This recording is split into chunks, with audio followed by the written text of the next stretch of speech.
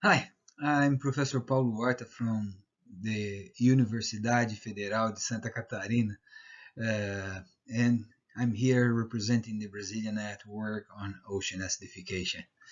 Well, first of all, I would like to thanks to GOA-ON staff and organizer to provide us the opportunity to talk a bit more about Latin America and put together the results we have about our monitoring programs and the impact evaluations regarding ocean acidification and marine biodiversity. Well, Brazil is a huge coastline with more than 8,000 kilometers long, with different kinds of environments. And to help to understand better ocean acidification in our coast, we still need to know a lot about uh, how the things are going on, how they change, how these environments change uh, pH, the all carbonate chemistry, and how this impact our biodiversity and goods and services of these systems. So, among all these environments, I would like to highlight the rhodolith beds. I don't know if some of you really know this ecosystems, but they are huge and very important in our coastline. We are talking about more than 230,000 kilometers squares, something relative to the UK area.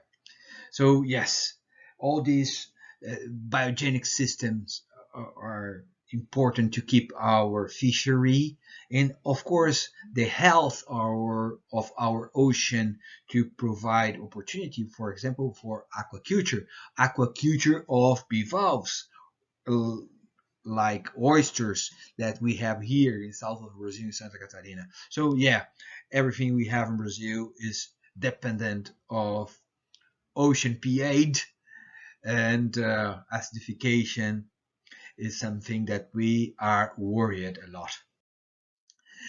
Well, what we already know, ocean acidification is something that we are observing in Brazil.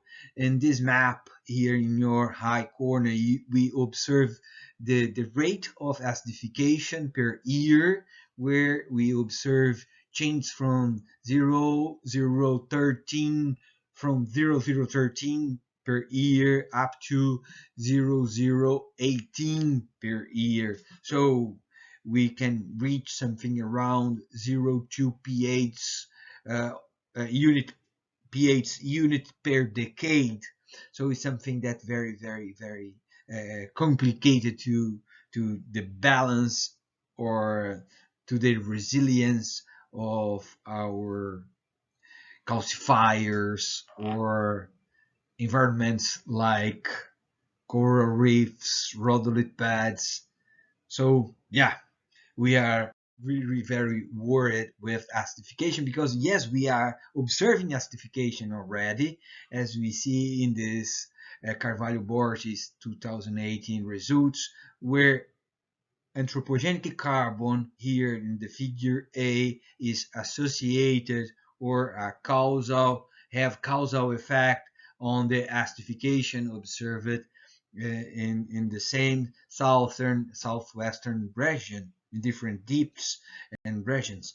So the Borges results is corroborated by Fontanella 2021, where in this area from south of Brazil to north of Argentina, an increase in anthropogenic carbon is associated with a reduction of carbonate concentration.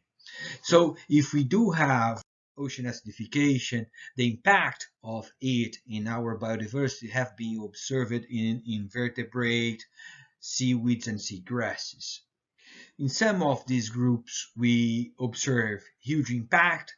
In some of them, seems we have resilience.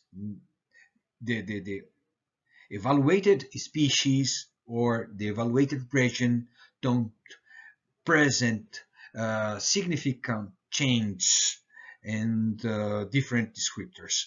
As we have here in Rhodolith here with this beautiful picture of Gilberto Amado Filho, our friend that we miss a lot. Well, we have rhodoliths in this huge pink area under threat regarding oil exploitation. All these squares we have here are oil exploitation fields or block that will be under sale next month. So yeah, we are really very worried about acidification, but also about the combined impact of acidification and other stressors related with pollution, with warming, with fishery or overfishery, overfishing too. Well, anyway, all of that is something that the combined, this scenario of multi-stressors is something that we are really very worried regarding the consequences of that, producing losses of biodiversity and of goods and services. Well, our efforts, all these results are now in our fourth communication about climate change. This document were presented to UN and will be something that will be under discussion in the coming COP26. Well, unfortunately, despite all our efforts to avoid it, Brazilian government will be selling new oil and gas fields next month. So increasing Brazilian emissions and of course representing additional threat to ocean acidification and pollution. And of course the combined effect of these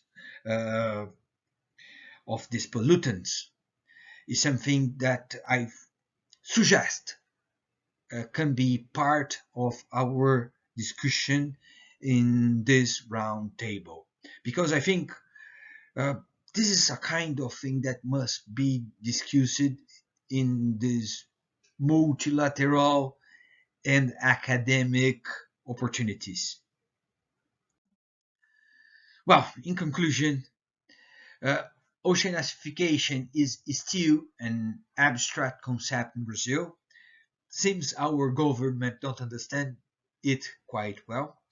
Uh, so better dialogue with society, politicians, stakeholders is necessary, despite some recent local and regional efforts to fit this gap. Well, man, it's huge task. Uh, this kind of discussions in different regions of Brazil. Brazil has very young researchers in ocean acidification, so that's quite good. However, we need to capacity more people and provide better and regional distributed infrastructure. The large acknowledgement regarding the spatial distribution variability and changes in marine carbonate system parameters make difficult a better understanding of the drivers and responses of ocean acidification in Brazil. Vulnerable and or impacted marine organisms must be better identified and the impacts quantified. Modeling efforts should be improved not only for better understanding of ocean acidification but also to predict future changes in biology and economy, to identify vulnerable and resilient groups and areas. Institutions near to coast should start monitoring the marine carbonate parameters. And finally, we need to utilize existing monitoring system and older database to reconstruct or model the marine ecosystems and the diversity we have of these parameters along of Brazilian coast. So thank you very much for your attention. And here we go with the Brazilian Rhodolith Bad Speaks that I expect that we start a very, very important discussion about it. Thank you, and see you later.